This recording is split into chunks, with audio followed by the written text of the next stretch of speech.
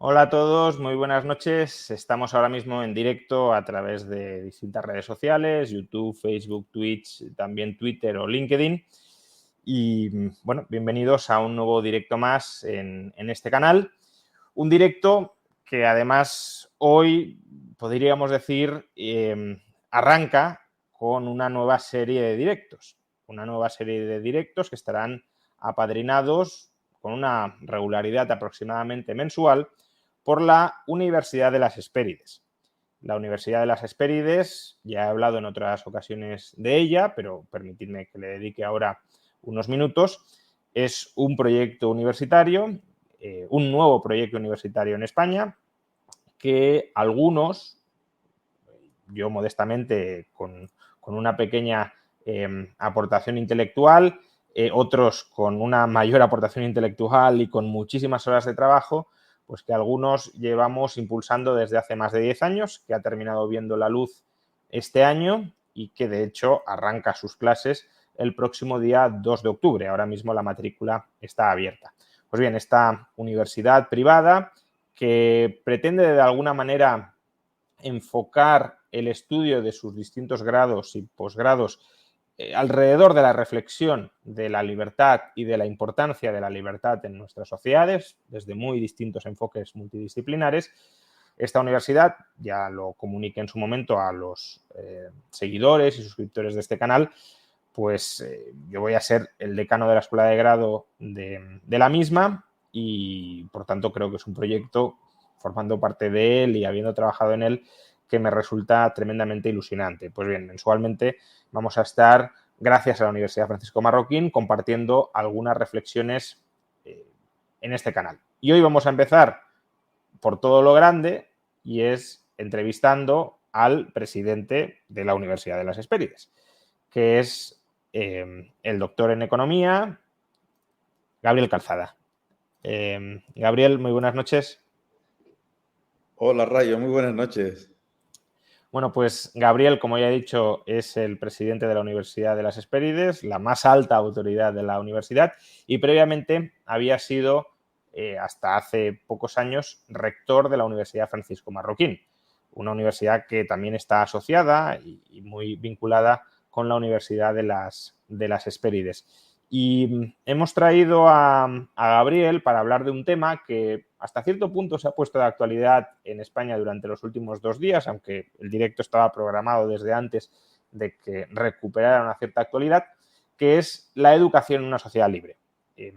Gabriel, como digo, es presidente de una universidad privada, Universidad de las Hespérides, que pretende, dentro del marco regulatorio español, pues, dar impulso a un proyecto y a una visión de cómo debe ser la universidad.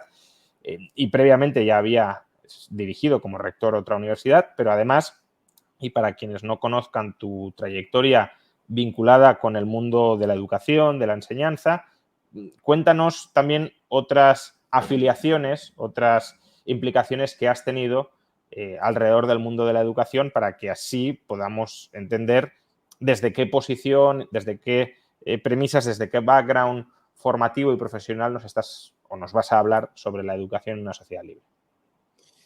Bueno, buenas noches. Antes que nada, el tema a mí me apasiona, igual que a ti, Juan Ramón, y lo he vivido como nos suele ocurrir a todos, pues primero que nada como estudiante, como aprendiz, como persona curiosa a la que le gusta indagar y a veces pues no aceptar cualquier respuesta y tratar de ir más allá y profundizar.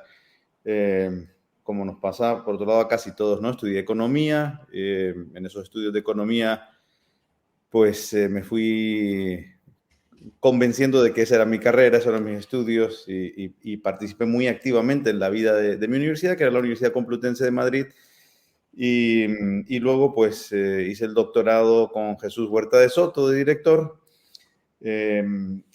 y ya durante el doctorado, haciendo algún viaje por Estados Unidos, me encantó observar cómo se organizaban las instituciones educativas, también los think tanks, y eso me llevó a pensar desde muy pronto que algún día me encantaría, sobre esas reflexiones, trabajar institucionalmente en la creación de de una universidad o al menos de una institución dedicada a eso, a facilitar el aprendizaje de aquellas personas curiosas que quieran saber más acerca de la realidad en diferentes ámbitos.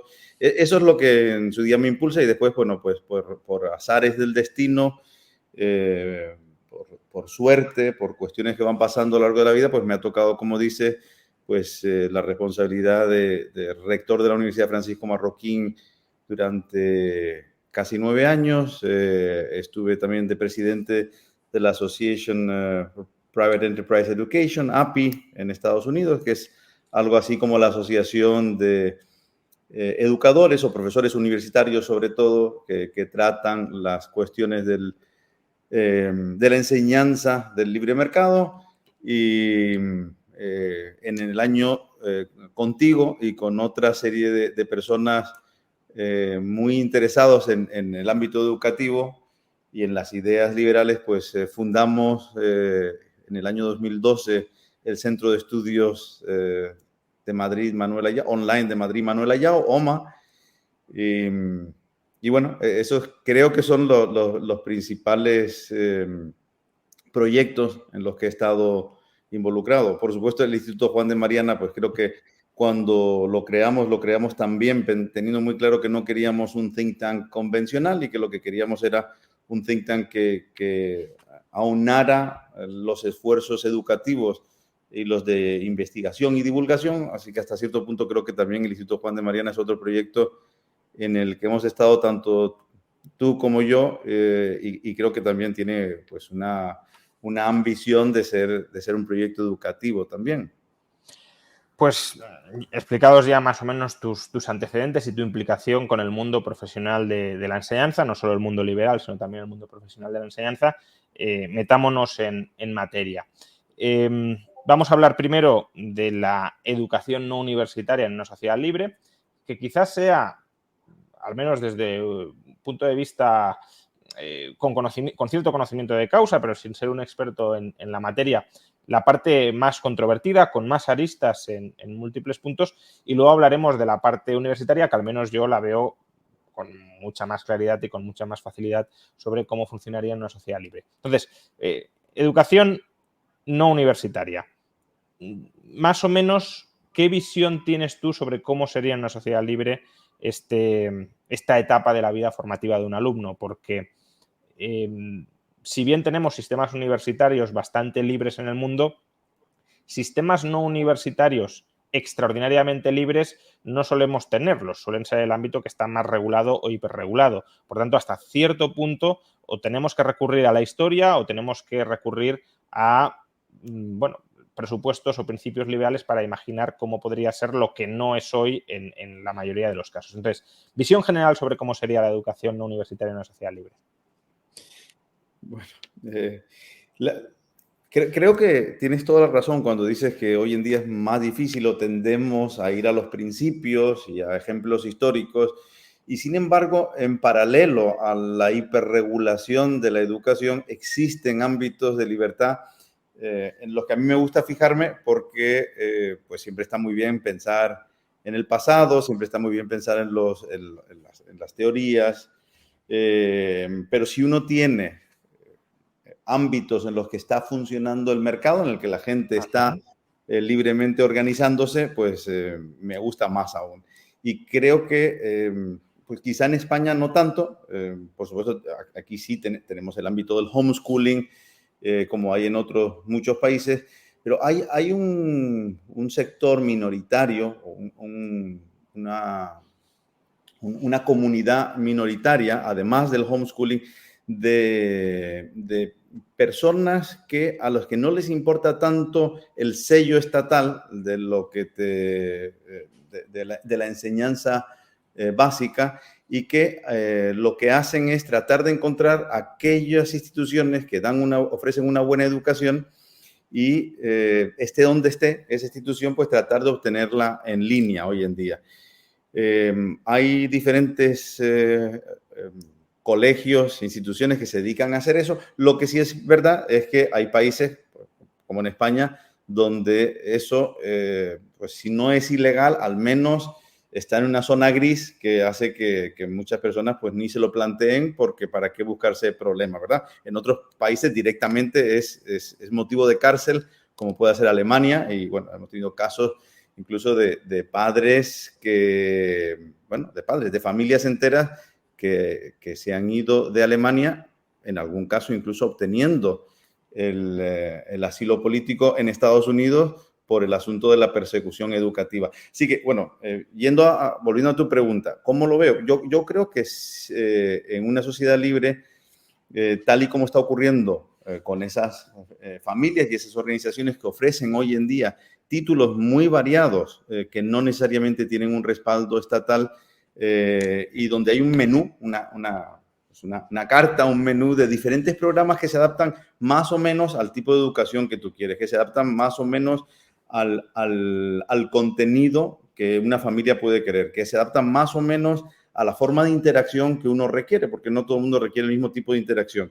Y yo, por ejemplo, una de mis hijas, de hecho, circunstancialmente en este momento, 2 de mis hijas están en un colegio que te ofrece aproximadamente 15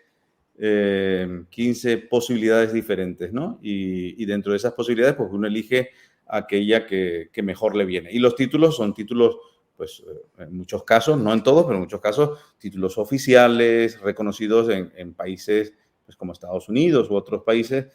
Y eso es una vía que yo veo, bueno, o al menos una ventana que veo hacia el futuro, una ventana que uno ve y dice, bueno, si esto existe, a pesar de toda la regulación que existe y a pesar de todas las trabas que nos ponen, ¿qué no va a existir el día que haya menos trabas y que dejemos que los educadores y que quienes quieren aprender y tienen hambre de conocimiento, pues se pongan de acuerdo en las formas de llevar a cabo esa actividad? Pues hasta cierto punto podríamos decir que la educación en una sociedad libre sería libertad de elección desde el lado de la demanda y libertad de autoorganización desde el lado de la oferta, de tal manera que casen los distintos empresarios de la educación en un sentido muy amplio, no necesariamente empresarios mercantiles o mercantilizadores, que también, pero no solo, y la libertad de elección de los padres entre las distintas opciones plurales que se les ofrezcan para hacer florecer en un sentido muy amplio a sus hijos. Sí, una visión muy economista o muy, muy de un economista de lo que acabo de decir, pero un muy buen resumen. Y además que es que creo que en ese contexto, pues la creatividad, no solo el empuje de la competencia, el acicate de la competencia, los incentivos de la competencia harían que la organización de la actividad educativa fuese más efectiva, sino que es que además creo que la creatividad que habría en el campo educativo, o más que la que habría, la que se podría desarrollar en el campo educativo sería muy superior a la que conocemos hoy en día, porque vamos a ver, yo creo que todos somos conscientes de que debido a tanta regulación, ya no es que esa oferta y esa demanda no casen fácilmente, sino que es que además, mientras el mundo ha ido evolucionando y ha ido mejorando el cómo se prestan los servicios de infinidad de sectores en el campo educativo, pues como que ha costado mucho, ¿no? Como que es muy difícil innovar porque cualquier innovación parece suponer un costo muy elevado, tanto para los demandantes, como veíamos hace un momento, como para los oferentes. Ya que sacas este tema, nos desviamos un poco, pero bueno, creo que es apropiado meterlo aquí también para que entendamos la situación en la que se encuentra el mundo educativo ahora mismo. La educación reglada, sobre todo la educación no universitaria reglada, en gran medida sigue anclada en su diseño fundamental al siglo XIX, que era una educación reglada pensada para, por decirlo en términos quizá un poco brutos, pero para que nos entendamos, para convertir a personas analfabetas en trabajadores funcionales durante la Revolución Industrial. Y ahora nos encontramos en una nueva economía, una economía cada vez más digital, cada vez más basada ya veremos qué hace la inteligencia artificial, pero al menos hasta el momento cada vez más basada en el capital humano, en la especialización del conocimiento, y sin embargo el sistema educativo no se ha adaptado. El sistema educativo no ha cambiado profundamente su estructura para dar respuesta a esas nuevas demandas ciudadanas y profesionales como son las de la economía del siglo XXI y no las de la economía del siglo XIX. ¿Qué papel juega ahí la regulación y la burocratización del mundo educativo? Es decir, por un lado, ¿cuáles son los incentivos de la burocracia, los incentivos perversos de la burocracia para perpetuar modelos de educación que pueden ser disfuncionales o desajustados con la realidad del momento? Y también en un mundo donde hay educación privada, pero con barreras de entrada importantes, ¿cuáles son los incentivos que tienen los incumbentes, los que ya están dentro, los que han superado por algún motivo la barrera legislativa, para fosilizarse y para dormirse en los laureles? Esa no era una pregunta, esa eran tres o cuatro preguntas. Reflexión que me gustaría que ampliaras. Bien, bueno, yo he tenido la suerte pues en las experiencias y en las responsabilidades que me ha tocado vivir, de haber estado durante años en un país que además de ser un país precioso y hermoso como Guatemala, es un país donde hasta cierto punto tienes un experimento social, un experimento que consiste en que gracias a Manuel Ayao, fundamentalmente, la educación universitaria es prácticamente libre y la educación no universitaria está regulada igual que pudiera estarlo en España o en otros países. Y el resultado, salvando pues la distancia entre un tipo de educación y la otra, pero que en lo fundamental al final estamos hablando de educación y de aprendizaje, te encuentras con una realidad asombrosamente, pasmosamente distinta. En la más regulada, en la más intervenida, pues te encuentras los resultados que cabe esperar. Es poca innovación, poca adaptación, mucha frustración por parte de quienes, ya sea incluso, ya no solo digo en la educación pública, ¿no? En los colegios públicos, sino incluso en muchos privados. Mucha frustración por parte de los clientes, de los estudiantes y sus familias en cuanto a que ven que lo que ellos están buscando o el mínimo nivel de personalización que querrían tener, pues no lo encuentran. Y en cambio, en el mundo universitario de Guatemala, te encuentras con un número asombroso de universidades de muy alto nivel que uno esperaría en países muy destacados económicamente, muy desarrollados y que son el fruto pues, de un modelo, de un sistema totalmente abierto a la competencia, donde se puede innovar, donde no hay que pedir permiso, el famoso permissionless innovation de Mercatus, ¿no? En donde innovar, tú no tienes que pedir permiso a nadie para innovar y poner a prueba algo. Son los demandantes, en todo caso, los que te van al final a dar permiso para que continúes con ese tipo de cuestiones. ¿Qué ocurre? Bueno, y ahora voy un poco más a la pregunta fundamental que hacía. ¿Qué ocurre cuando esto no sucede? ¿Qué ocurre en la educación primaria, por ejemplo, de Guatemala, o en la educación no básica de otros muchos países donde está tremendamente regulado lo que se puede y lo que no se puede hacer? Pues que cuando te permiten hacer algo es porque has saltado una barrera que el que viene detrás la va a tener que saltar, igual o mayor, como espero que podamos comentar luego. Pues que quien ha conseguido saltar la barrera, por un lado, está disfrutando de una situación en la que la competencia está tremendamente limitada, con lo cual hasta cierto punto se puede dormir en los laureles de esa acción que ella realizó, que fue la de saltar la barrera, y te encuentras con una burocracia que realmente se creen los guardianes de la calidad. Una cosa asombrosa, porque a poco que uno mire el mundo, ve que precisamente esas barreras, esas murallas, lo que hacen es empeorar, es socavar la calidad que de por sí los participantes podrían ofrecer, pero lo que hacen es cuando ven los problemas, cuando identifican, cuando ya no hace falta la lupa para ver los problemas porque son obvios a la luz del día, lo que sucede es que dicen, ay, no, esto es porque hace falta que los guardianes introduzcan una nueva regulación, una nueva intervención. Y así acabamos con una educación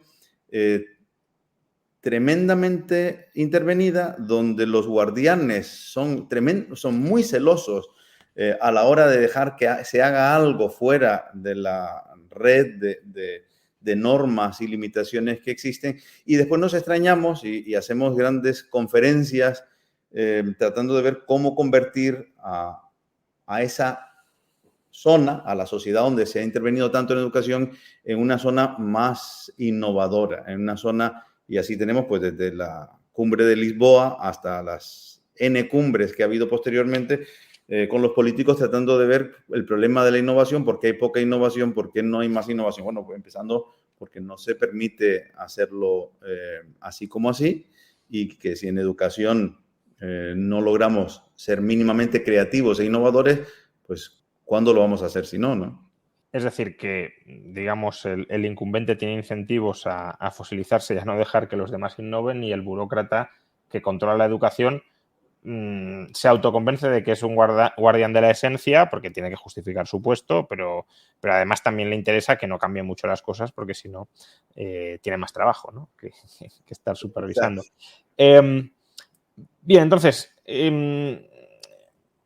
esto último que hemos comentado explica o nos permite comprender por qué, como decías, aquellos ámbitos donde la educación está más regulada tiende a quedar esclerotizada, a quedar paralizada, a que no se innove o prácticamente no se innove, y por qué cuando introducimos algo de libertad y de competencia en ámbitos educativos tenemos diferenciación y diversificación de modelos de enseñanza y también libertad para escoger entre esos modelos de enseñanza por parte de los padres. Sin embargo, respecto a esto último, pues pueden surgir varias inquietudes y me gustaría conocer tu opinión.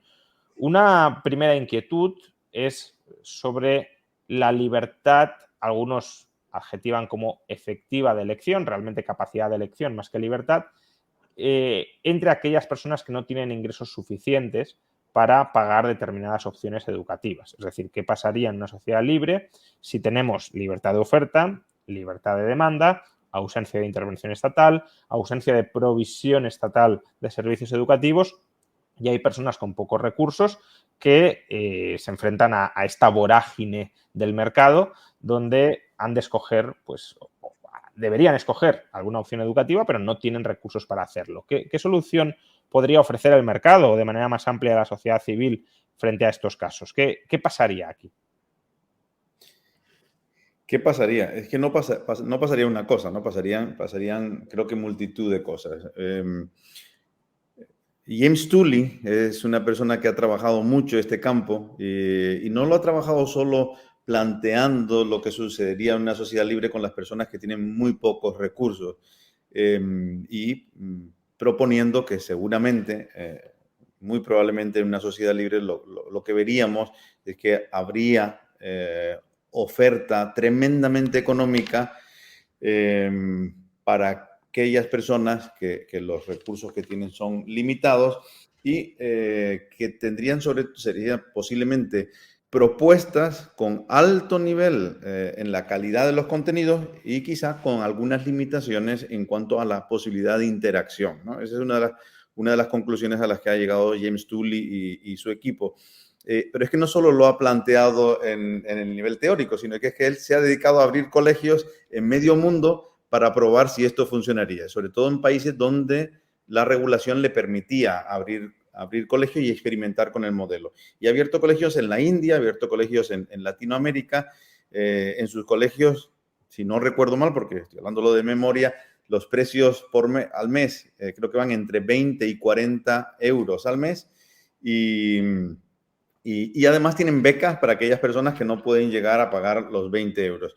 Y los resultados son realmente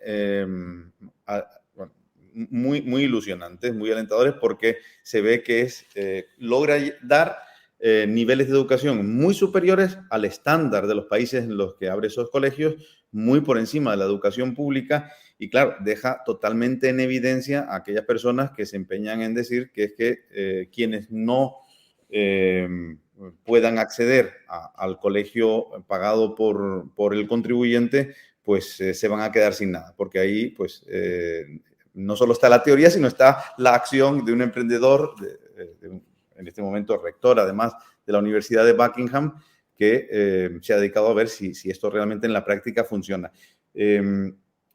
Y creo que además, pues una vez James Tully ha puesto la linterna y nos ha dejado ver lo que sucede en la realidad, pues uno mira hacia más lados del mundo y ve que efectivamente, que es que allá donde es posible, surgen multitud de ofertas para personas que tienen muy pocos recursos. Claro, y todo esto son cuestiones que ocurrirían incluso sin las situaciones, digamos, especial históricamente en la que estamos hoy. Es que vivimos en un mundo, y no podemos olvidarnos, creo que es imposible olvidarnos porque es que vivimos en él, en el que el conocimiento dejó de ser lo escaso, ¿no?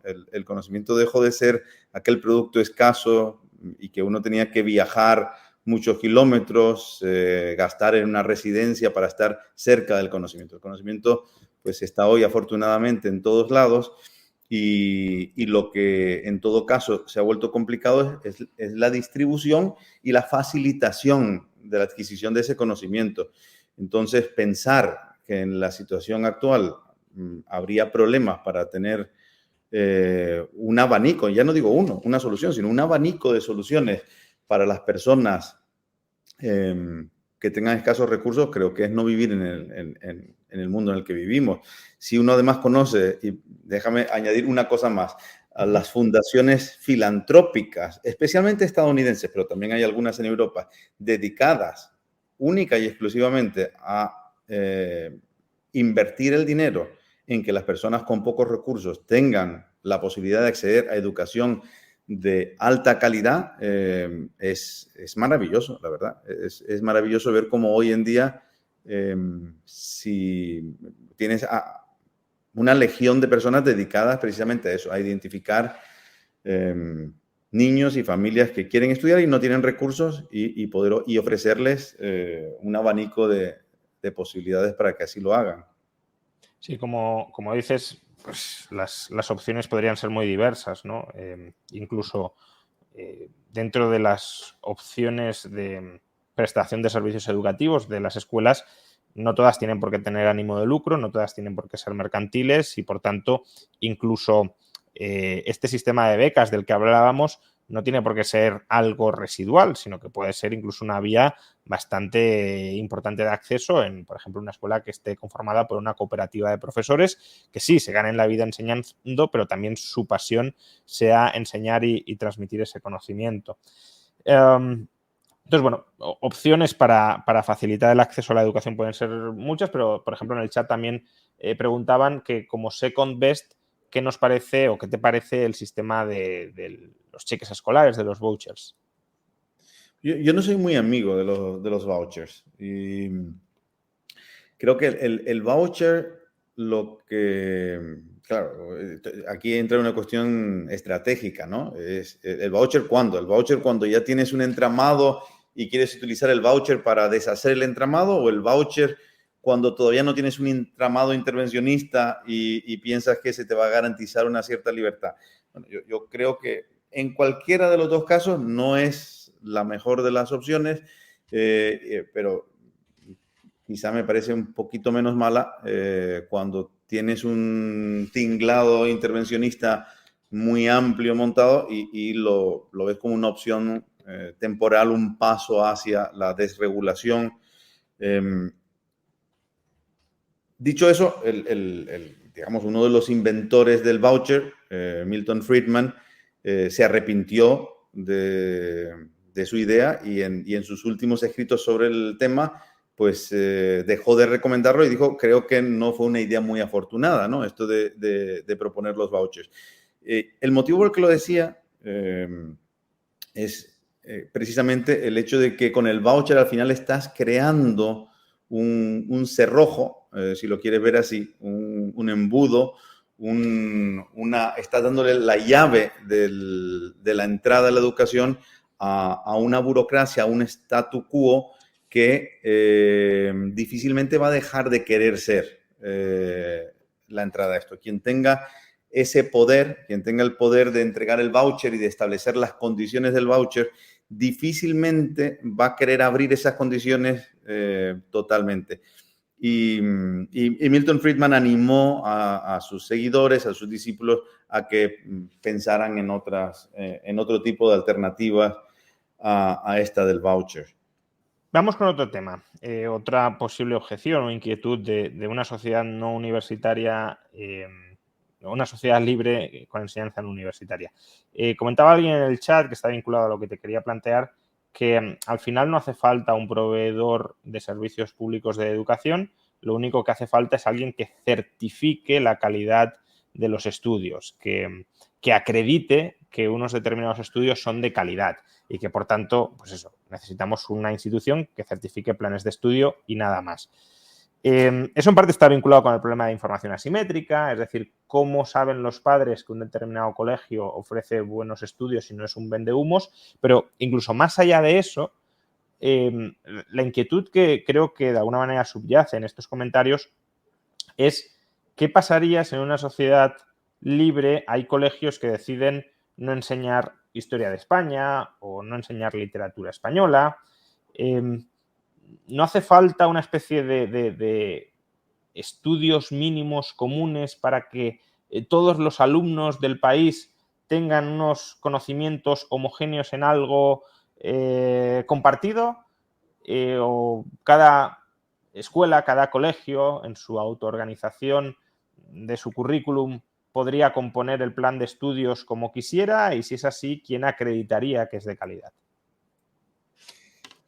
Yo empezaría por una cuestión previa y entraría a todas estas. La cuestión previa es esta idea de que necesitamos al Estado o algún tipo de agencia de algún modo única que nos ayude o bien a proveer el servicio de la educación o bien a establecer unos estándares de calidad o ratificar unos estándares de calidad, es una idea muy interesante y al mismo tiempo muy nueva, tremendamente nueva. Y si nos vamos al siglo XIX, ni los teóricos de la derecha, ni los teóricos de la izquierda, ni por supuesto los liberales creían en algo así. No es que no creyeran en algo así, les aterrorizaba a todos ellos la posibilidad de algo así. Y no es hasta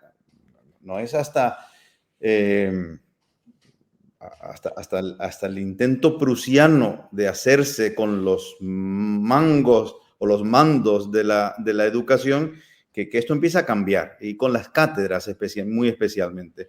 Pero lo que quiero en este momento sobre todo es ver que es una idea muy nueva, que esto aterrorizaba, ya digo, no los liberales, es que a los teóricos de la izquierda les ponía los pelos de punta pensar en que algún día el Estado podría llegar a controlar la educación o que podría estar en manos de una agencia única, monopólica, el certificar qué se puede dar y qué no se puede dar, cómo se puede enseñar, cómo no se puede enseñar. ¿Cómo y por qué hemos cambiado tanto en tan poco tiempo hasta el punto de que tantísima gente de la izquierda y de la derecha hoy en día piensa que tendríamos que intervenir la educación o que está muy bien que se intervenga, bien sea para proveerla, bien sea para certificarla o acreditarla? Es algo digno de estudio y seguramente alguien ya lo haya hecho.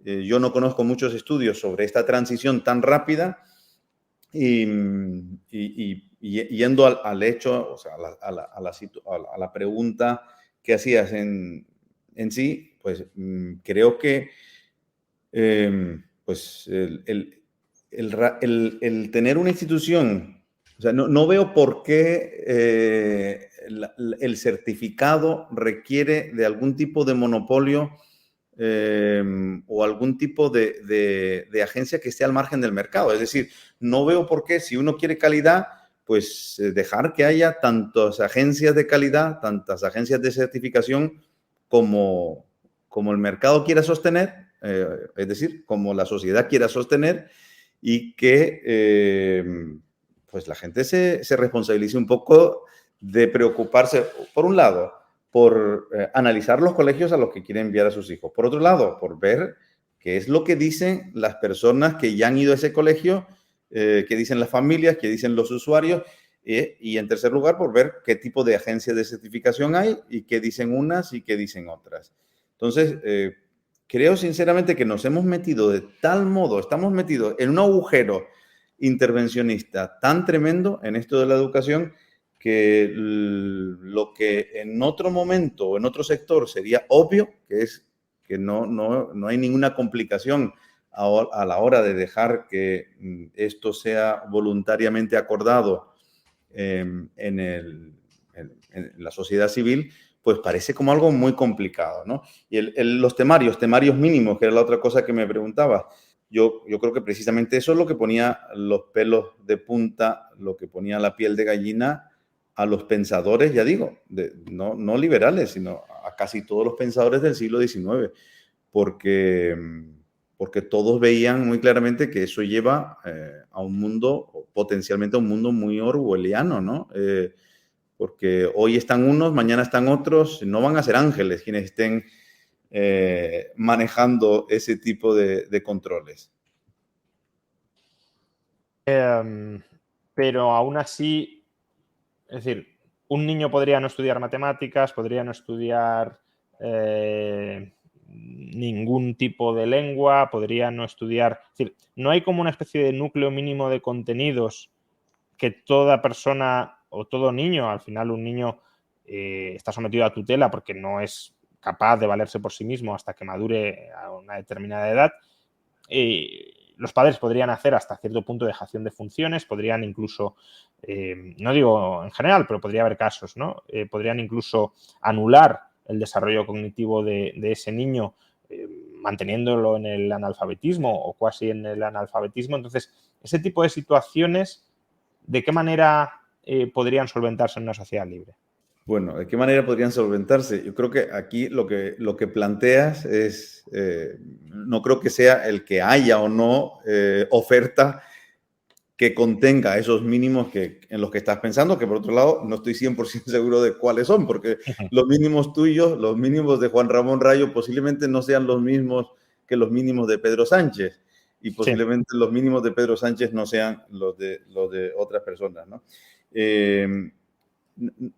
O sea, ya digo, no creo que la duda de nadie pueda ser en cuanto a que haya una oferta, sino al hecho de que unos padres puedan no querer.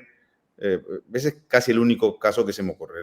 El ejemplo de, y si unos padres, ¿qué pasa si no quiere que tu hijo estudie matemáticas, ¿no? Bueno, te voy a poner un ejemplo de un colegio que posiblemente conozcas, que son los colegios Acton, que no son, bueno, no son precisamente colegios de padres que me parezcan irresponsables, no son tampoco colegios baratos, no son colegios donde los fundadores se hayan despreocupado de cómo se estudia, y sin embargo son colegios donde dejan que en matemáticas, en redacción, los niños vayan decidiendo cuándo quieren meterse de lleno en las diferentes cuestiones. Hasta el punto de que si un niño no quisiera, pues no se metería nunca. No ocurre, no sé de ningún caso que haya sucedido en la red de colegios Acton, porque precisamente a lo que se dedican es a tratar de incentivar, mantener viva la llama de la curiosidad de los estudiantes. Pero lo pongo como un caso extremo de una red de colegios que ha crecido mucho. Se fundó hace, creo recordar, 13 años, ha crecido mucho en diversos países. Y allí no hay ningún currículo mínimo. Los niños podrían no querer estudiar algo, y ya digo, no creo que sea por irresponsabilidad de los padres, sino precisamente porque los padres creen que en un colegio como ese, lejos de dejar de estudiar algo, los niños van asumiendo, van aprendiendo a asumir la responsabilidad del aprendizaje. Esto no creo que sea, a ver, no estoy diciendo que esto sea bueno para todos los niños, pero que perfectamente esto es una opción que para muchos niños puede ser muy superior, mucho mejor de lo que es un colegio donde todo está establecido, preestablecido, arreglado, y en un mundo en el que en el que se obligara a que se tengan que estudiar determinadas cuestiones en determinadas edades, pues un colegio como los Acton estaría prohibido, ¿no? Y estaríamos hablando de impedir el que este tipo de arreglos tuvieran lugar. Y yo, vamos, sé de haberlo visto muy de cerca, haberlo experimentado muy de cerca, que esto, pues, no es que haya estropeado la vida de muchos niños, es que creo que ha sido la salvación de muchísimos niños que han encontrado, por ejemplo, esta red de colegios. Así que te devuelvo la pelota y lo que te planteo es que creo que, vamos, si de lo que me hablas es de un padre, de unos padres malignos que están, cosa que no suele ser el caso, ¿no? Es un caso extrañísimo, pero de unos padres malignos que lo que quieren es dañar al hijo, pues creo que, ya que estamos hablando de la sociedad libre, en la sociedad libre habrá que desarrollar, como hubo en su día, por ejemplo, entre las friendly societies, pues agrupaciones y asociaciones que velaran por la observancia mutua de que a los niños se les trata con el debido cariño y respeto. Sí, no, estoy muy de acuerdo.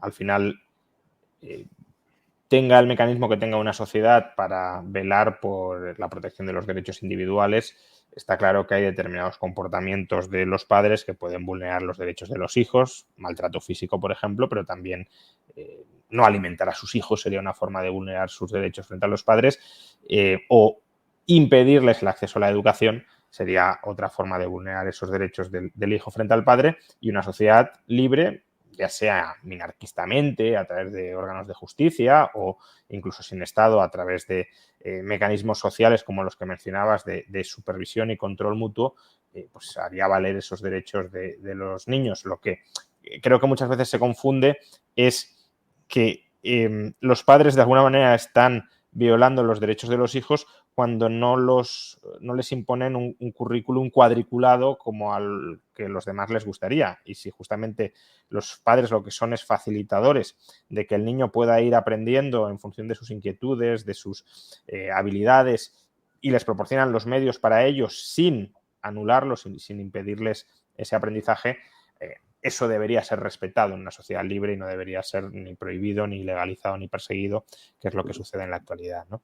Te reconozco también que he vivido muchos momentos de desesperación en los que los padres, muchos padres, lo que pedían a los consejos directivos o a los líderes de colegios era no que fuesen más allá y retaran más a sus hijos y trataran de esforzarse porque la educación o el aprendizaje de los niños fuese un aprendizaje más profundo, sino que los horarios fuesen más amplios para que estuviesen más tiempo en el colegio. Sí, hombre, yo creo que estamos hablando más de casos excepcionales, no del común de los mortales, que sí tienen una preocupación genuina por la educación de sus hijos, pero sí que puede haber malos padres o padres que se quieran desentender. Pero lo que te quiero decir es que ni siquiera malos, ¿no? Sino que al final el tema de la educación está, y el tiempo que pasa una persona a lo largo de su proceso de aprendizaje reglado es tantísimo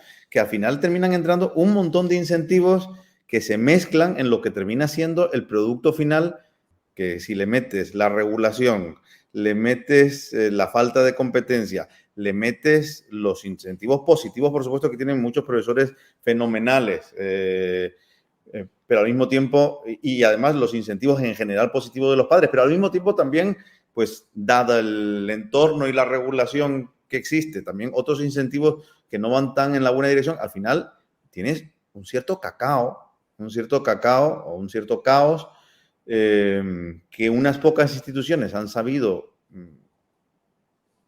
solventarlo y crear algo mínimamente estructurado donde pues se convierte en un seno en el que los niños pueden florecer, conocer cada vez mejor la realidad, analizarla, pero hay multitud de colegios o de instituciones de enseñanza que no lo logran, ¿no? Que en medio de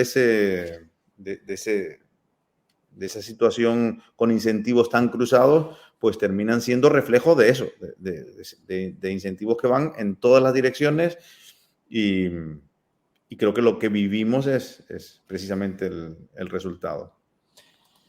Nos ha llegado una pregunta por Superchat que en parte también está vinculada con lo que decíamos, ¿no? Antes estábamos hablando de que la calidad o la organización de la educación reglada y protegida frente a la competencia tiende a fosilizarse, pero la pregunta va desde el lado del coste, ¿no?, de la educación. ¿Hasta qué punto una sociedad libre vería una educación con costes decrecientes? Y aquí meto de refilón la idea de la enfermedad de Bumol, de que hay determinados bienes o servicios, en este caso, que precisamente por ser intensivos en mano de obra, en la medida en que la mano de obra va costando más y más y más, están condenados a encarecerse. Entonces, ¿en qué medida se podría abaratar el coste de la enseñanza en un mundo donde, si cada vez somos más ricos los profesores, que además son hasta cierto punto parte de una élite bien formada que tendría buenos salarios y son además el coste fundamental de una escuela, si ese coste va en aumento, ¿en qué medida seríamos capaces de abaratar los precios? Porque antes mencionabas, claro, casos como el de James Tully, con escuelas de 20 o 40 euros, pero también son en países donde los sueldos son muy bajos. Entonces, claro, en España, salvo que me corrijas, creo que no se podría crear una escuela a un precio de la matrícula de 20 euros al mes. Pero a lo mejor sí se puede crear una si estuviese desregulada la educación, a un coste más barato que el que tenemos hoy, ¿o no? ¿Cuál es tu perspectiva sobre esto? Creo que se podría a un coste muy inferior al que tenemos hoy, tremendamente inferior. De todas formas, creo que cuando hablamos del coste, a veces no separamos el coste de la enseñanza, que es al que te referías, del coste del aprendizaje, que no es exactamente lo mismo. Es decir, el coste de la enseñanza puede estar aumentando por diversos factores, circunstancias, y sin embargo, el coste del aprendizaje no necesariamente tiene por qué estar aumentando.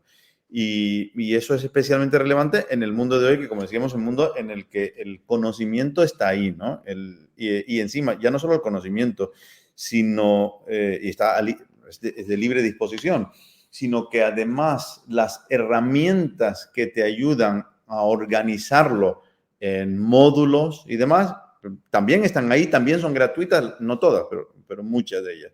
Entonces, ¿qué puede suceder? Que si el coste de la enseñanza sube y sube y sube, y esto es algo, por ejemplo, que vemos clarísimamente en los Estados Unidos en los últimos, especialmente 20 años, una subida tremendamente por encima de la inflación, a una media cercana a lo que fue la burbuja, los años de la burbuja inmobiliaria, a un 7 y pico por ciento, cuando creo recordar que la burbuja inmobiliaria era el 8%, así que tenemos unos índices anuales de crecimiento de los precios relacionados con la educación superior, me estoy refiriendo ahora, perdón, de Estados Unidos, realmente asombrosos. Y sin embargo, el coste del aprendizaje no ha subido a ese ritmo. ¿Qué pasa? Llega un momento que es obvio, que termina siendo obvio, que la gente no es tonta. La gente dice, oye, voy a pagar, como puede ser el caso de muchas universidades en Estados Unidos, ¿no? La media, creo recordar que está en torno a unos $30,000 anuales en Estados Unidos. Bueno, voy a pagar, y bueno, y digo, esa es la media, hay muchísimas universidades por encima.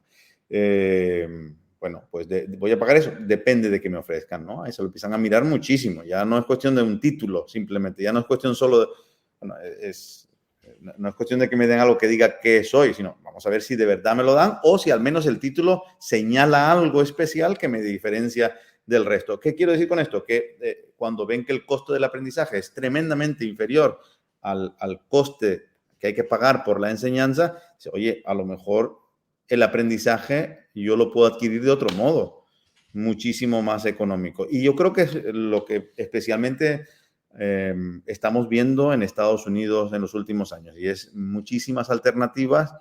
Claro, allí lo que ocurre es que hay posibilidad de entrada, es decir, no hay unas barreras tan altas para creación de nuevas instituciones. Y entonces, pues, perdona que yo estoy saltando al tema universitario, sí, pero tienes casos como, por ejemplo, Singularity University o Draper University y otras muchas que han entrado y han dicho, sí, esos son los costos, pues yo voy a ofrecer algo tremendamente original a unos costos muy inferiores a lo que ustedes dicen que es el costo normal de la enseñanza. Y están arbitrando esa diferencia tan grande que hay entre lo uno y lo otro. No sé si con eso contesto al... O sea, lo contestas desde el ámbito universitario, pero claro, es que es la experiencia de experimentación más libre que tenemos, ¿no? Y en enseñanza no universitaria es más complicado experimentar y tenemos menos ejemplos, pero sí lo tenemos en el ámbito universitario. Entonces, de alguna manera, en España estamos como atrapados en un equilibrio bastante subóptimo, ¿no? Tenemos instituciones educativas públicas anquilosadas, tenemos un sector privado hiperregulado que por tanto tampoco puede innovar demasiado, sí que se diferencia en algunos casos, pero no tiene plena autonomía para diferenciarse en calidad y en costes tanto como sería factible, y eso también genera una cierta desafección hacia lo privado, ¿no? Porque parece que lo privado es para ricos, precisamente porque ese es el nicho de mercado que hoy las autoridades españolas le dejan a la educación privada, que sea la educación a la que vayan aquellos que ya estén pagando la pública y tengan medios para, saltándose la pública, pagar 2 veces otra educación. Es complicado que en España, al menos en muy corto plazo, haya una revolución en materia educativa que ponga patas arriba todo lo que hay. Pero aunque llevas muchos años sin vivir en España, ahora has vuelto, pero sin haber estado muy apegado a la actualidad política de España, de todas las propuestas políticas que uno va escuchando día a día, ¿cuáles crees que marginalmente, en el caso del sistema educativo español, contribuyen a incrementar algo, un poquito, la libertad de los padres y de los centros? Te pongo como ejemplo algo que ha estado en el centro de polémica estos días, que es el PIN parental de Vox. Es decir, que los padres puedan vetar que determinados contenidos se les impartan a sus hijos en las escuelas públicas. ¿Estás a favor? ¿Estás en contra?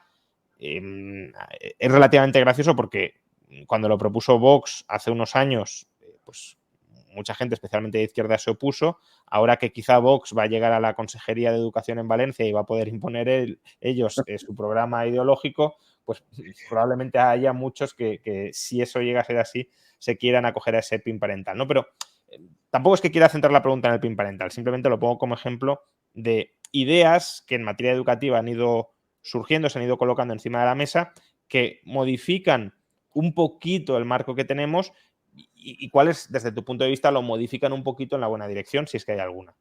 Bueno, yo creo que aquí no puedo contestarte, o al menos no puedo contestarte pues, lo bien que quisiera, porque la verdad no conozco nada bien la realidad política española.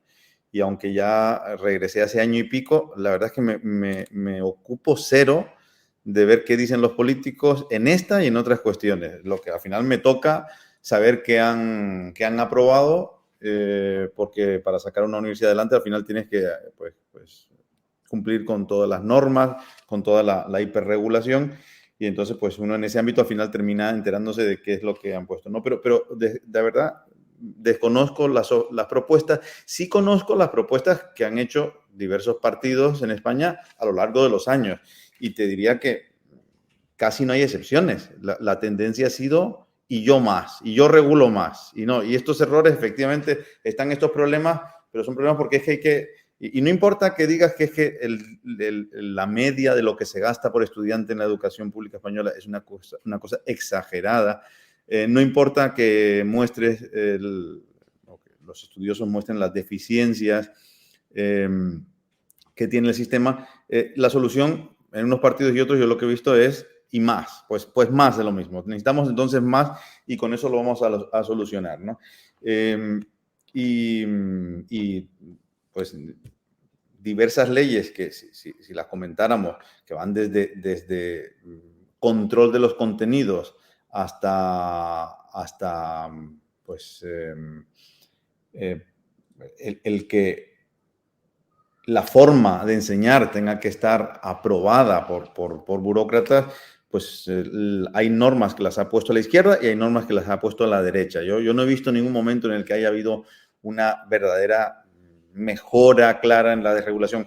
Quizá con una excepción, que fue el intento de Esperanza Aguirre en su día de introducir un voucher, ya expresé mis dudas sobre el voucher, de introducir un voucher que empezaba, si no recuerdo mal, su idea era empezar por guarderías, seguir por enseñanza básica y luego ir subiendo, ¿no? Eso fue un intento de ver si se podía si se podía entrar en un proceso de liberalización, desregulación, pero no. Lo que me cuenta del PIN parental, por ejemplo, no lo conozco bien, pero suena razonable. Suena razonable que si alguien, sea de izquierda o de derecha, y hay un gobierno que va a empeñarse en meter unos contenidos que a mí, por motivos éticos, ideológicos, pues pienso que no es la edad, no es el momento apropiado, no es el ámbito en el que tendrían que aprender tales o cuales cosas, pues que yo diga, pues esto no, ok, al resto del paquete, pero esto, por favor, para mí, para mis hijos, no. Me parece perfectamente razonable. Aquí en Pekín, ¿no? Pasemos ahora a la enseñanza universitaria. Ya hemos hablado de la no universitaria. Vayamos con la universitaria. Porque, bueno, es un ámbito donde yo creo que es más claramente visible los beneficios de la libertad y de la competencia. No digo que solo o mayoritariamente estén en este ámbito, pero creo que es más intuitivamente entendible porque tendemos a ver la universidad como una especialización y, por tanto, cuando uno se quiere especializar, lo lógico es que haya pluralidad de opciones para especializarse y que además haya cierta autonomía a la hora de organizar esos itinerarios especializados o hiperespecializados que puede ser la etapa universitaria. ¿Cómo sería la educación universitaria en una sociedad libre?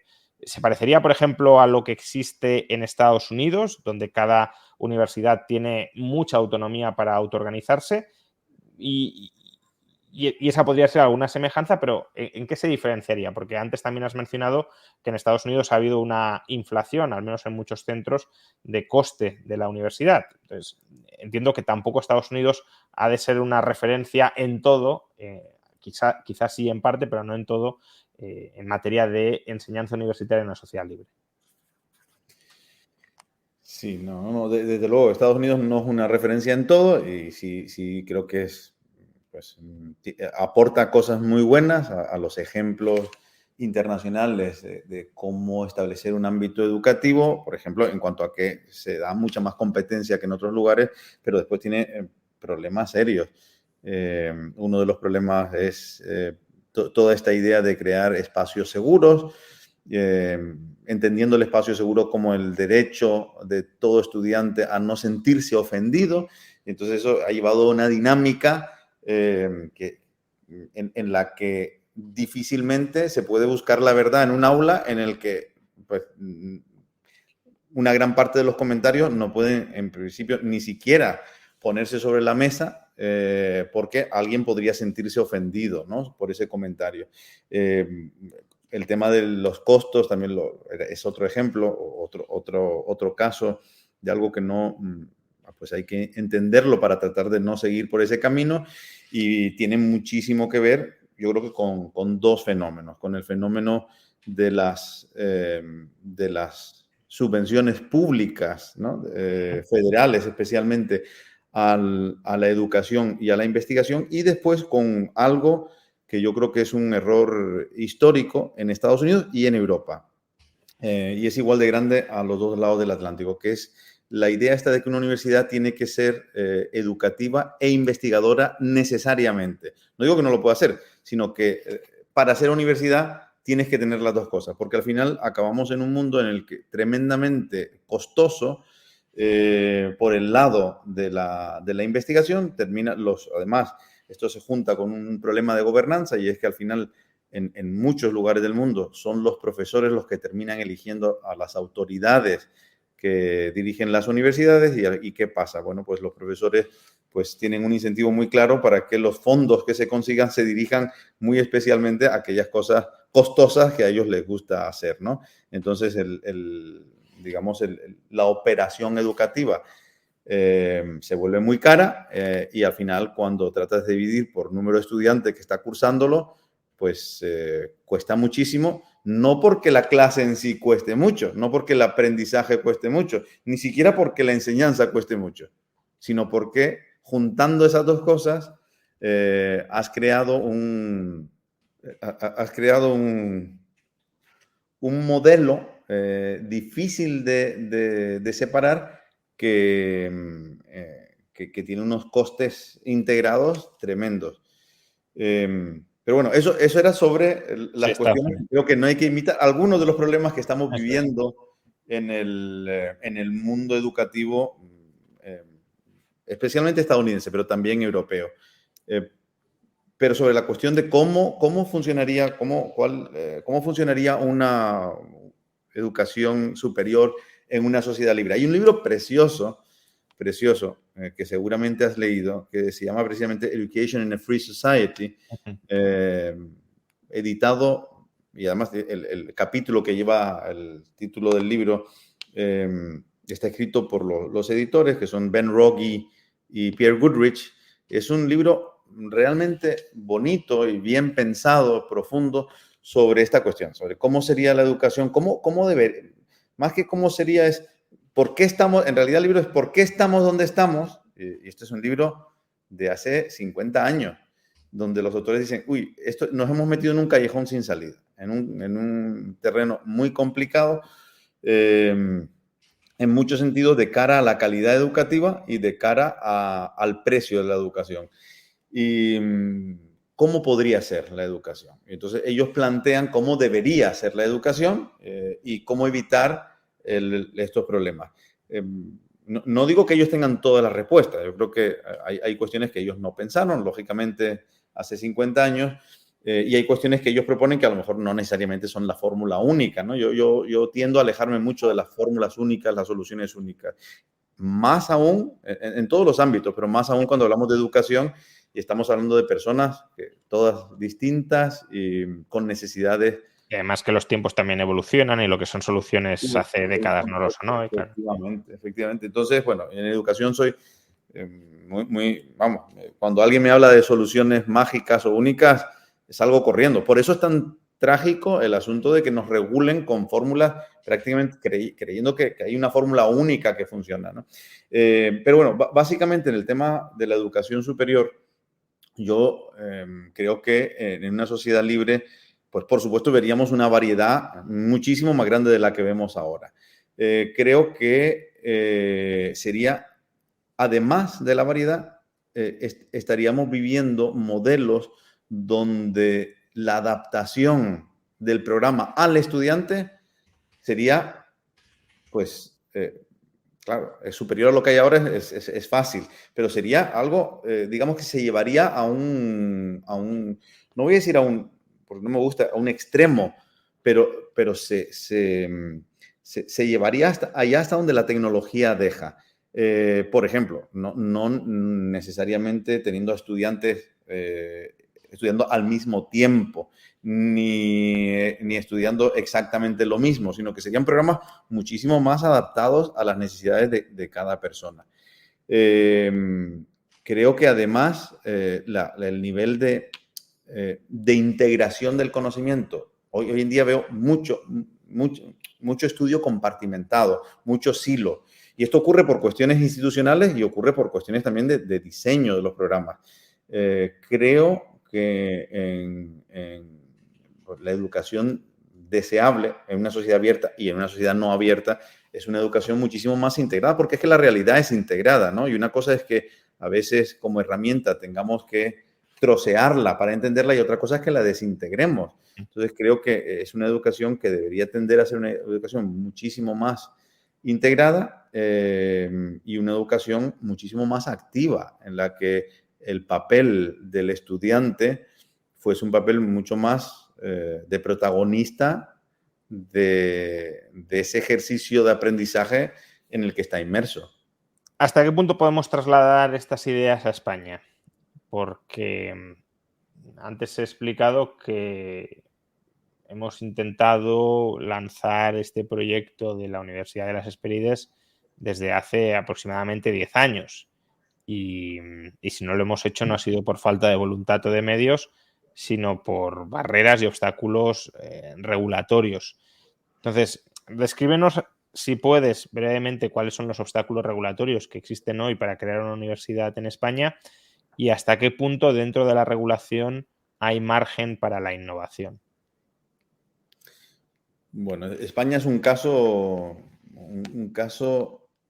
no voy a decir único porque no conozco todos los países, pero casi único entre los países, entre las sociedades que se consideran abiertas.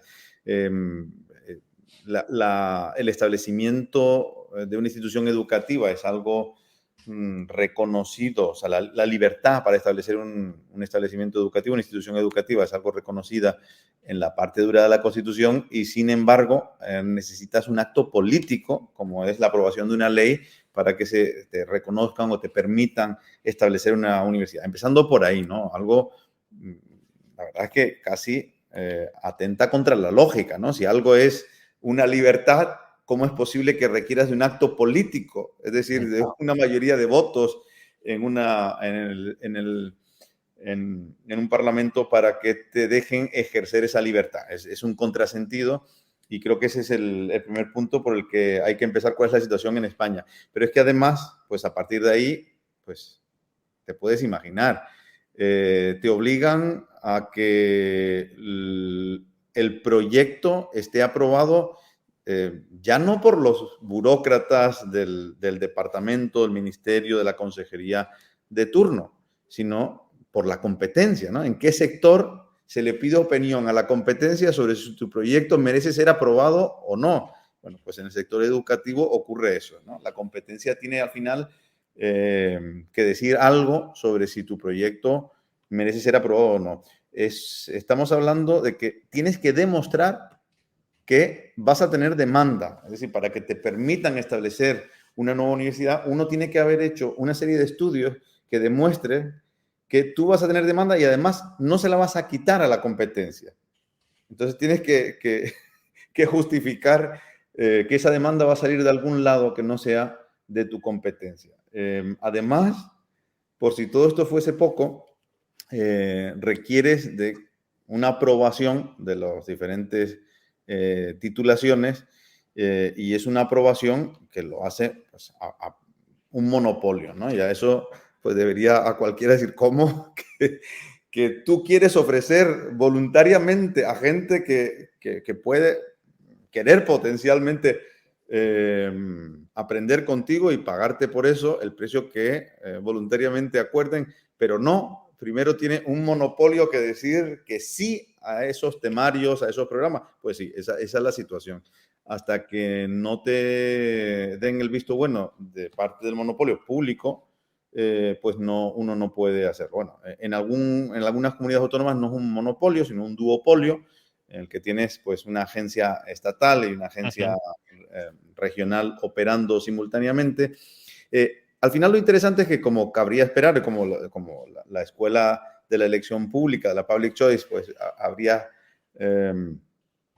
habría visto venir en un entorno como este, pues quiénes dominan estos aparatos, estos entes que son los que te dan el visto bueno para que puedas enseñar eso. Bueno, pues quienes dan el visto bueno, pues quienes copan todo eso son pues los catedráticos de las universidades existentes. ¿Y cuál es el incentivo de personas que trabajan para la competencia para decirte que sí, que puedes poner en marcha tu universidad y que los títulos son suficientemente buenos? Bueno, pues prácticamente nulo, ¿no? Te pongo un ejemplo que después de esto no te va a sorprender, pero es el colmo, ¿no? En nuestro caso, por ejemplo, nos requirieron quitar elección pública precisamente de los temarios de grado porque decían que eso no era un contenido al que deban acceder los estudiantes de grado, ¿no? Bueno, pues precisamente ese es el contenido que permitiría entender todos los efectos y la dinámica de toda esta regulación. Ese es uno de los que no nos dejaban tener. Bueno, pues esa es otra barrera más después hay barreras económicas muy grandes, ¿no? Tienes que tener los campus listos muchos años antes de que puedes operar. Imagínate la inversión, el músculo financiero que eso requiere.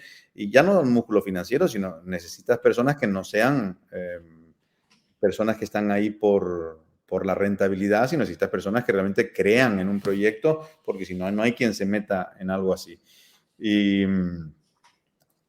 bueno, creo que eso resume mucho. En nuestro caso particular, todo lo que presentamos sumó 105.000 folios, 42 millones de palabras que el decano de la Escuela de Innovación de Texas A&M nos recomendó cuando escuchó la historia que delante de cada una de nuestras sedes pusiéramos una columna de 105.000 folios y se viera lo alta que es y pusiéramos que ese es el número exacto de hojas que tuvimos que presentar a los reguladores hasta que nos dejaron abrir la universidad, ¿no?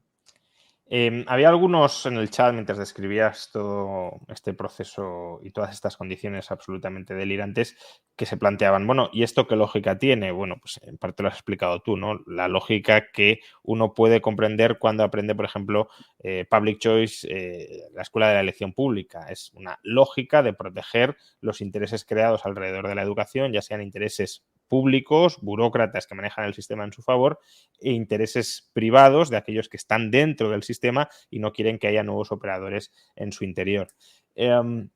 Pero vinculado a esto, antes también ha planteado uno. Bueno, y si es tan difícil crear una universidad oficial y regulada en España y uno cree que el mercado ya es suficientemente maduro como para reconocer la calidad de los títulos, ¿por qué hemos estado 10 años tratando de crear esta universidad oficial, finalmente admitida, aceptada, regulada también por las autoridades, en lugar de lanzarnos a crear una universidad no oficial? Tiene toda la razón esta persona.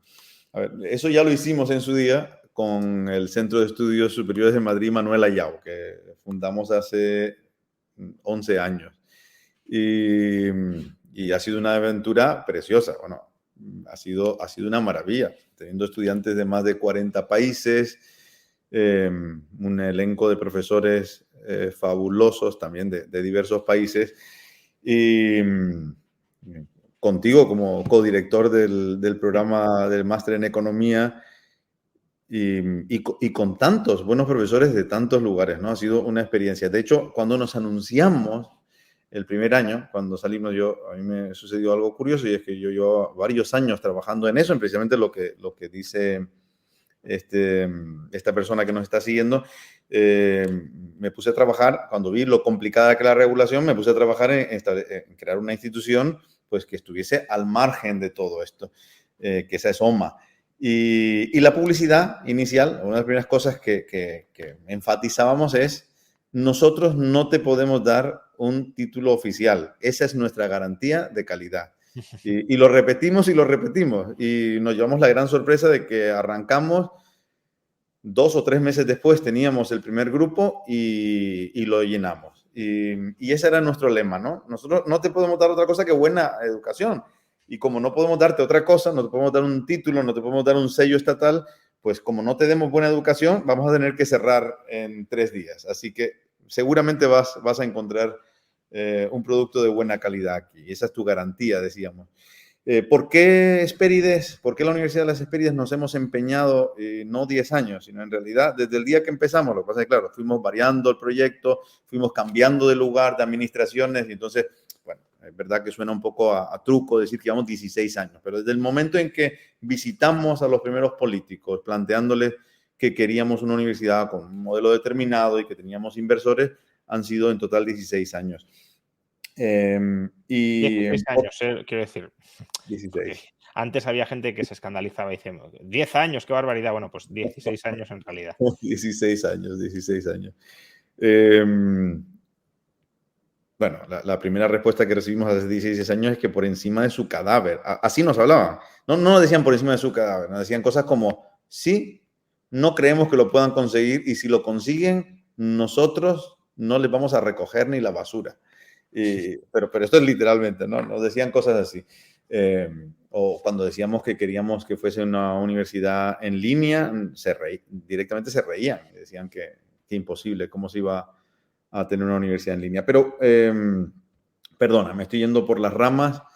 Sí, porque Y, al final hemos y- dedicado tanto tiempo en esto, ¿no? Pues porque una de nuestras, bueno, mi experiencia especialmente en Latinoamérica, era una experiencia de haber visto a millones y millones de jóvenes que quieren formarse y que su salvoconducto a dar un salto enorme es conseguir una titulación oficial de Estados Unidos o de Europa.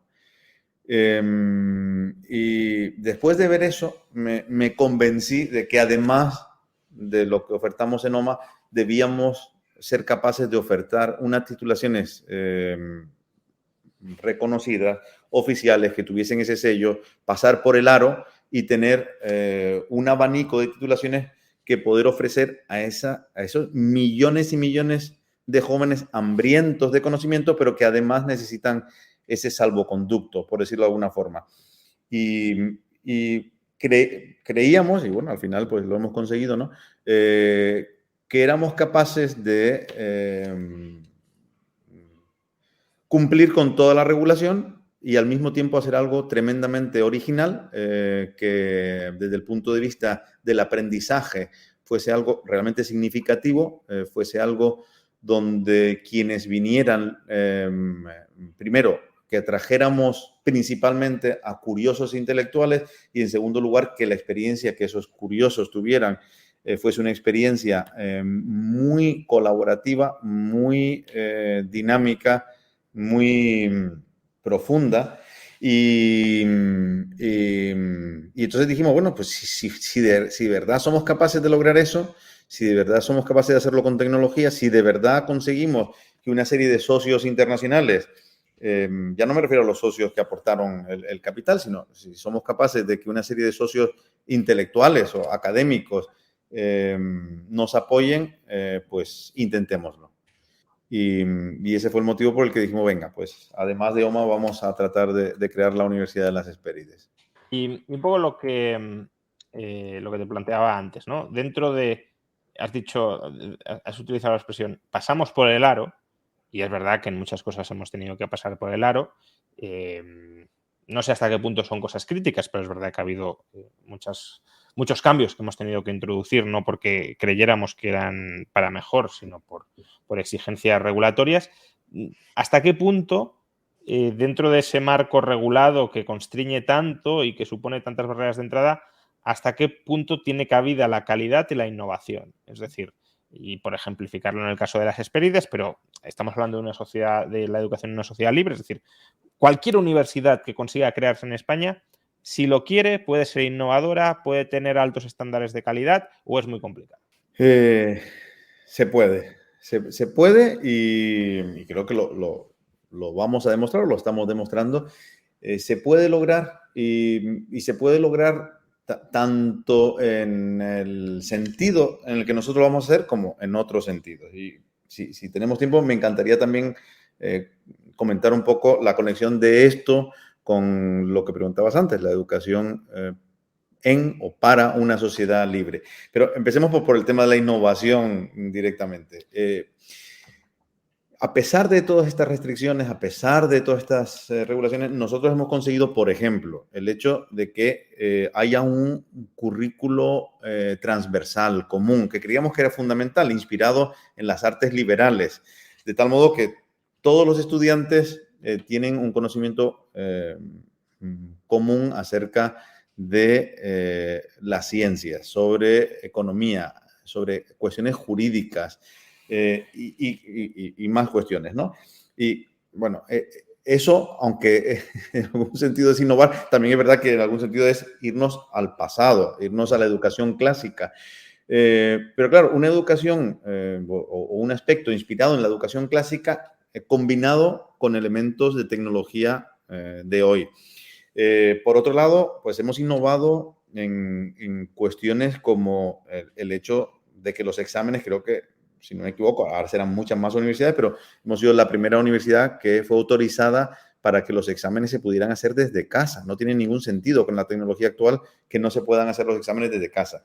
Hemos innovado en cuanto a las metodologías. Hemos incorporado multitud de metodologías que creo que lo que hacen es poner al estudiante en el centro de su propio proceso de aprendizaje. Metodologías activas, metodologías que lo que logran es que el estudiante no sea un agente pasivo que esté recibiendo conocimiento simplemente, sino un agente que está activamente utilizando los diferentes elementos que se ponen a su disposición para avanzar en su proceso de aprendizaje. Otra cuestión donde creo que hemos sido capaces de innovar mucho es bueno, y esto es una tontería realmente, pero es que está todo tan regulado que hasta una tontería termina siendo una innovación importante. Pues tenemos un modelo en el que el 66%, a grosso modo, de las clases están pregrabadas, con lo cual dan mucha flexibilidad al estudiante, y el 33% son en directo.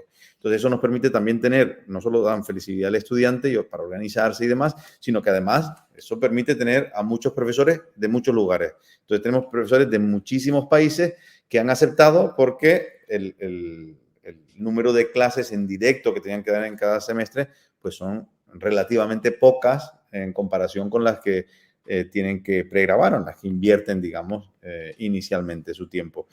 Y bueno, institucionalmente, ¿no? Desde el punto de vista a mí me gusta siempre separar mucho la cuestión especialmente si hablamos de educación para una sociedad libre, me gusta mucho separar, pero creo que es relevante en cualquier caso, entre el qué o el contenido, el cómo lo haces y el entorno en el que se escribe un proyecto. Y, por ejemplo, en el cómo desde el punto de vista no de cómo se da la clase, sino desde el punto de vista de cómo se organiza los diferentes elementos de la institución, creo que lo decías tú antes, pero lo decías como una cosa natural. Tenemos nada más que 2 facultades. ¿Por qué? ¿Y esto por qué es una innovación? Pues porque las facultades, en mi opinión y en mi experiencia, lo que generan son silos de recursos, silos de conocimiento, y entonces lo que hicimos fue volarnos las facultades, de modo que haya solo una facultad de grado y una facultad de posgrado. ¿Para qué? Para que haya muchísima más comunicación, muchísima más relación entre los profesores, entre las personas que gestionan los recursos y entre los estudiantes de las diferentes carreras, de las diferentes titulaciones. Y eso, por ejemplo, también es innovación. Bueno, estos son una serie de ejemplos. Y con eso lo que quiero decir es, ¿se puede innovar? Sí, se puede innovar, pero el costo de innovar es enorme. Es tremendamente elevado, sobre todo en términos de tiempo, tener de que te lo tiren para atrás, de que lo tengas que volver a presentar de otro modo para ver si así salvas la regulación. Y bueno, al final son muchos años, ¿no? Muchos años devolviendo los papeles y proponiéndolo de nuevo, la idea fundamental, proponiéndola de nuevo de otra manera, hasta que, supongo que más por aburrimiento que por convicción, te dicen, ok, tira para adelante. Y aunque ya has mencionado algunas de los elementos que posibilitan la innovación dentro de una universidad, como en la Universidad de las Hespérides, si tuvieras que resumir, ya que hemos sido capaces de poner esa pica en Flandes, ¿no? Si tuvieras que resumir cuáles son los hechos distintivos, ya no ni siquiera a un nivel organizativo, como lo que has mencionado de que solo hay 2 facultades y demás, que eso puede ser muy importante de cara a la organización interna, pero quizá de cara a lo que valora el estudiante, ¿no? De cara a los resultados, ¿no?, que valora el estudiante, pues es un medio para alcanzar un resultado, pero no tanto el resultado. Entonces, en cuanto a aquello que le ofrece y que conecta con lo que busca un estudiante, lo que ofrecemos en relación con lo que crees o con lo que creemos que se demanda, ¿cuáles serían o cuáles crees que son los puntos clave verdaderamente notables y diferenciales de la Universidad de las Hespérides frente al resto del entramado universitario español e incluso podríamos decir europeo, dado que también hasta cierto punto estamos compitiendo o estamos dentro del espacio de educación superior europeo, pero frente a, por ejemplo, Hispanoamérica, pues estamos compitiendo con otras muchas ofertas de universidades europeas. Entonces, ¿qué diferencia la poca libertad que nos han dado, qué nos ha permitido ofrecer o qué pretendemos ofrecer en Esperides que sea verdaderamente diferencial para el estudiante?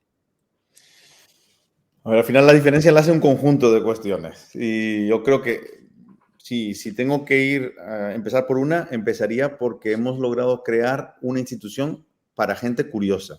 Y de verdad lo digo con total convicción.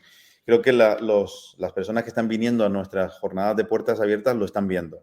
Es una universidad pensada para gente curiosa. Es más, lo decimos de manera clara porque creemos que quienes no sean personas intelectualmente curiosas, posiblemente no, es mucho mejor que vayan a buscar el servicio educativo, que vayan a buscar otra institución, vayan a buscar el servicio educativo en otra institución, porque seguramente no se van a sentir cómodos en nuestro caso. ¿Por qué digo que es para gente curiosa? Porque está organizada el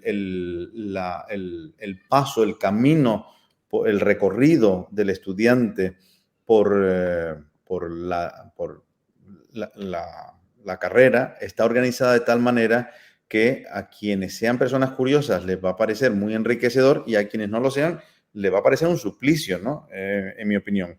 Creo que además hemos sido muy fieles a una misión que además es muy, muy clara y es indagar en el papel que tiene la libertad en el desarrollo de la persona y de la sociedad. Y así de abierto, sin dogmas, sin fórmulas cerradas, sino realmente crear una institución que indague sobre esta cuestión tan importante como el papel de la libertad y la responsabilidad en el desarrollo personal de cada uno y de la sociedad. Y esto creo que se ve, se respira, no solo en la página web, sino en cualquiera de las sesiones que estamos teniendo, en los programas, en los profesores, etc. Es una universidad realmente abierta al diálogo, a las visiones diferentes, contrapuestas, algo que desafortunadamente no se ve tanto hoy en día. Nos diferencia también el asunto metodológico. Hemos tenido la suerte enorme de contar con una serie de personas que a nivel metodológico no creían ninguna de ellas en una fórmula única, sino que creían que precisamente traer muchas metodologías, invertir en entrenar al profesorado en metodologías activas de aprendizaje, iba a conseguir eso precisamente, poner al estudiante en el centro del proceso, de su propio proceso de aprendizaje. Y bueno, pues la suerte enorme de haber conocido a Barbara Oakley, la autora de Learning How to Learn, que nos ha estado asesorando en la metodología, la suerte también de contar con Julie Stiss y con Karen Mayens, que la verdad las tres nos fueron orientando en cómo hacer una universidad donde el aprendizaje fuese realmente activo y colaborativo. Y creo que desde el minuto uno, hoy, por ejemplo, que teníamos una sesión informativa de 2 titulaciones, de economía y de finanzas, pues escuché... efectivamente. Sí. Ahí estábamos los dos, y ahí estaba yo escuchándote. Y una de las cosas que escuché una y otra vez por parte de quienes vinieron a participar era, oye, se nota enseguida que esto es una universidad distinta en cuanto a que enseguida nos ponen inmediatamente en el centro a nosotros y de manera activa nos tenemos que poner a utilizar el conocimiento que nos acaban de dar, ¿no? Luego, creo que es muy internacional. No es que no haya alguna universidad muy internacional en España, sino que hay muy poquitas y la nuestra es una universidad muy internacional por el profesorado que tiene. Creo que por las matriculaciones que está viendo también lo va a ser del lado de los estudiantes, una universidad muy, muy internacional, un proyecto muy internacional con profesores, ya digo, de diferentes países y con experiencias en ámbitos educativos muy distintos. También por los acuerdos internacionales que tenemos con universidades. Estamos en un consorcio internacional que es el Make Impact Consortium, liderado por el MIT, por el Massachusetts Institute of Technology, y hemos tenido la enorme suerte, porque todas las universidades que están en ese consorcio son universidades consagradas. Yo tuve la suerte de ser un miembro cofundador de ese consorcio cuando tuve la suerte y el honor de tener la responsabilidad de ser el rector de la Universidad Francisco Marroquín. Y entonces les pedí si podíamos entrar algo así como mascota del consorcio. Lo aceptaron y bueno, ha sido, pues imagínate, el poder estar con esas universidades desde el minuto uno, no solo tan internacionales, sino con tanta experiencia y habiendo liderado en diferentes países, el sector de la educación superior, pues es todo un honor para nosotros y una suerte. Pues ya te digo, muy internacional. Y después creo que, ya voy terminando lo que son lo que yo considero que son las innovaciones, no tanto las innovaciones, las características, lo que nos distingue, lo que nos diferencia. También hemos logrado un modelo muy adaptable, muy flexible. Muy flexible en lo que se refiere al aprendizaje de lo reglado, es decir, el que pueda ser flexible en horarios, flexible hasta determinado punto en contenidos, pero también muy flexible o muy cercano, muy flexible y cercano en cuanto a la experiencia en general. Hemos creado un departamento precisamente de vida estudiantil que lo que hace es tratar de que el aprendizaje no acabe en la clase, sino que haya multitud de actividades en persona y en línea, clubs, retos continuos, quedadas, visitas a museos, centros astronómicos, etcétera, etcétera. Algo, por otro lado, muy americano, esto sí que se ve mucho en las universidades norteamericanas, esta idea de que la vida estudiantil no solo no se acaba al terminar la clase, sino que una parte importantísima o tan importante como la que vivimos en la clase continúa en el momento en que termina la clase. Pero yo creo que todo esto son cuestiones que nos distinguen tremendamente, ya digo, no en España, sino incluso, bueno, y lo que hablábamos antes, ¿no? Lo de la transversalidad de ciertas asignaturas, inspirado en las artes liberales, para que el conocimiento esté más integrado. Yo diría que esas son las cuestiones que el estudiante o quien se acerque en general note. Sí. Y para terminar, hemos hablado de cómo sería la educación en una sociedad libre, pero querría terminar preguntándote cómo influye la educación en una sociedad libre. Es decir, tratar de, en lugar de pensar qué ofrece la sociedad libre a la educación, qué ofrece la educación a una sociedad libre. Y en ese sentido también, aplicándolo al caso de la Universidad de las Hespérides, más allá del aprendizaje de calidad, cercano, centrado en el alumno que pretendemos ofrecer en la universidad, ¿qué esperas que ofrezca la Universidad de las Hespérides a una sociedad como España? Yo te aseguro que te vas a arrepentir de esta pregunta que me estás haciendo. Con un poco acotando el tiempo. A ver, el tema de la educación, ¿no? Education for a Free Society, ¿no? Por una sociedad libre o para una sociedad libre. Yo es que creo que cuando hablamos de esta cuestión hay que verlo en 3 niveles, básicamente, 3 o 4 niveles. Uno es el contenido, otro es el cómo, o sea, el contenido, el qué, después el cómo, y por último, el entorno que logras tener. Eso yo creo que son las 3 cuestiones que uno tiene que tener en cuenta si uno lo que quiere es que su institución sirva para una sociedad más libre en la de que cada uno pueda seguir sus objetivos en la vida, sean objetivos liberales o no liberales, sueños diversos, ideologías diversas. Cuando hablo de contenido, cuando hablo del qué, pues en nuestro caso, obviamente, tenemos unos contenidos en los que, pues, por un lado, tienes lo que intenta, creo que cualquier universidad seria, es permitir o facilitar que sus estudiantes conozcan mejor la realidad, sean capaces de conocer y analizar la realidad. Pero además tenemos mucho contenido confluyente con la tradición liberal, clásica. Entonces, solo en ese sentido, en el sentido del qué aportamos, qué contenido tenemos, pues tenemos un contenido que de por sí creo que ayuda a que la sociedad del futuro sea una sociedad un poco más libre para todos. Después, en el cómo.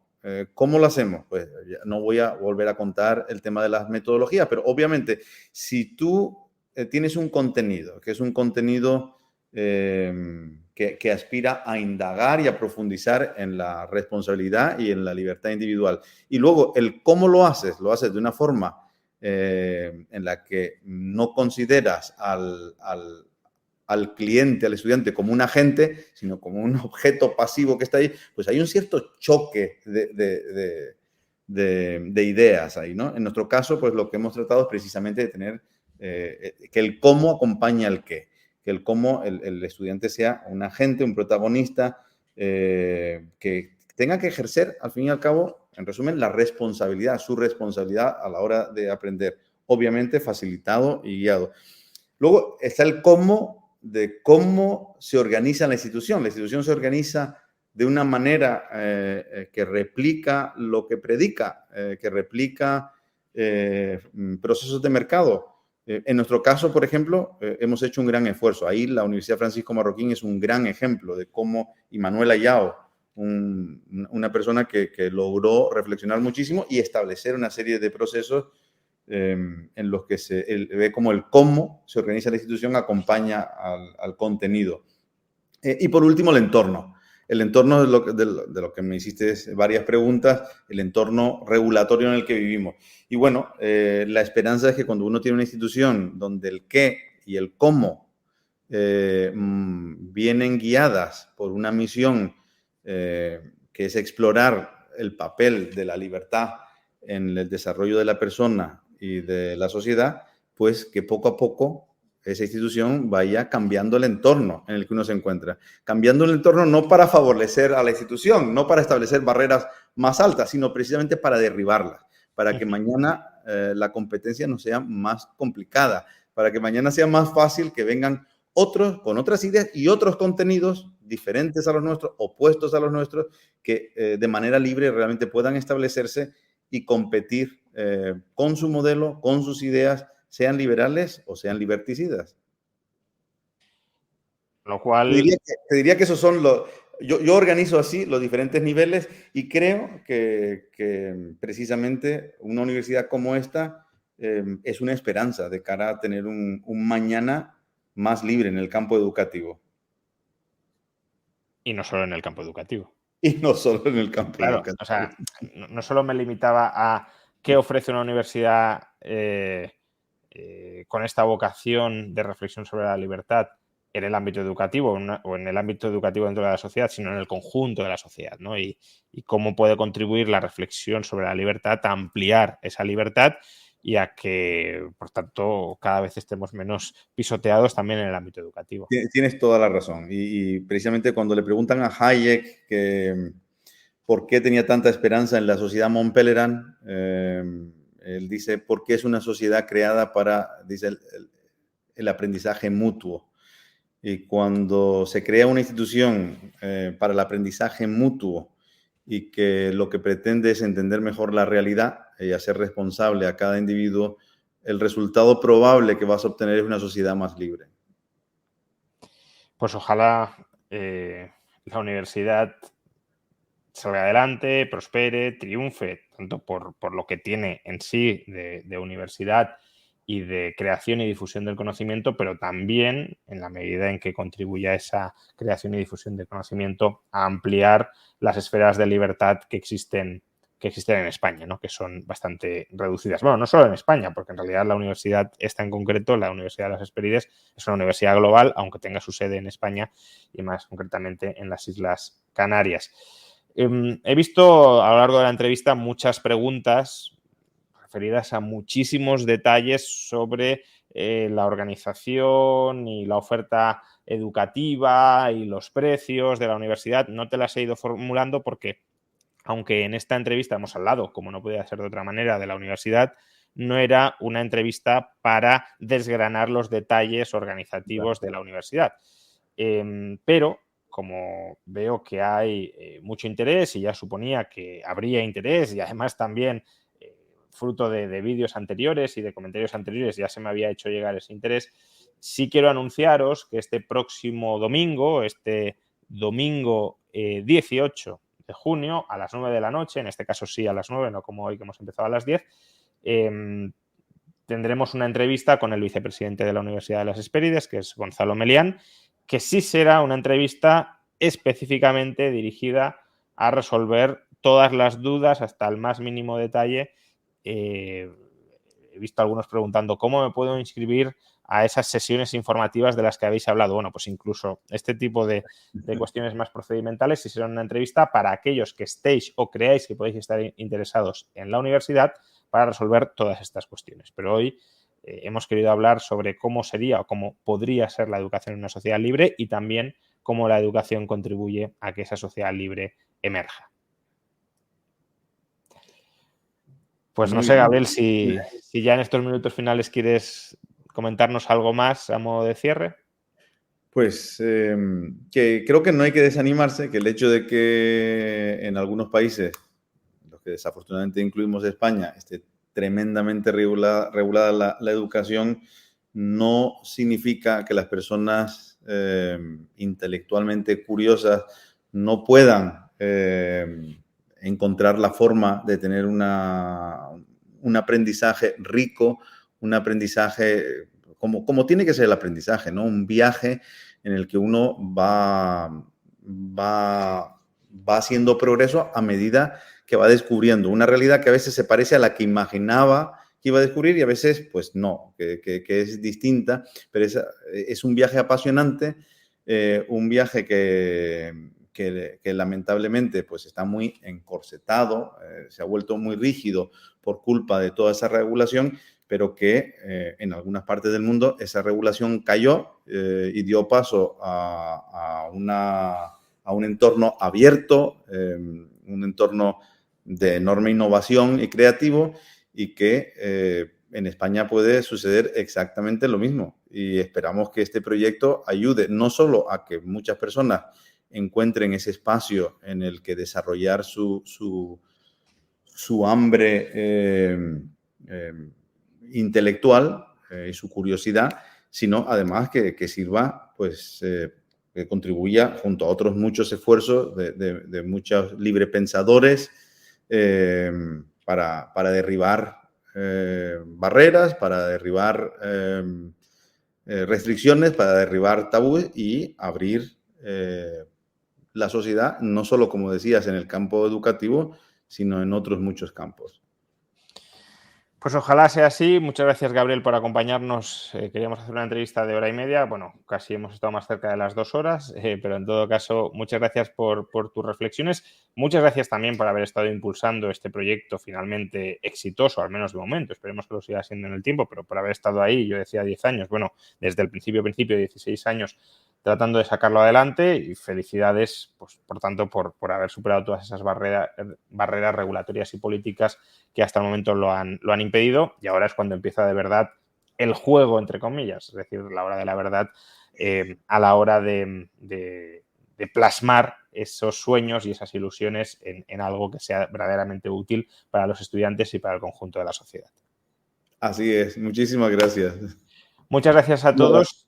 Y nos vemos este domingo a las 9, al menos todos aquellos que creáis que podéis estar interesados en este proyecto de Universidad de las Hespérides. Ahí resolveremos dudas concretas, puntuales, y en todo caso, si queréis ir abriendo apetito e informaros sobre ello, encontraréis un link a la Universidad de las Hespérides tanto en la caja de descripción de este vídeo como en el comentario destacado a aquellos que nos hayáis visto no en directo, sino ya una vez subido en el canal. Muchas gracias a todos y hasta este domingo.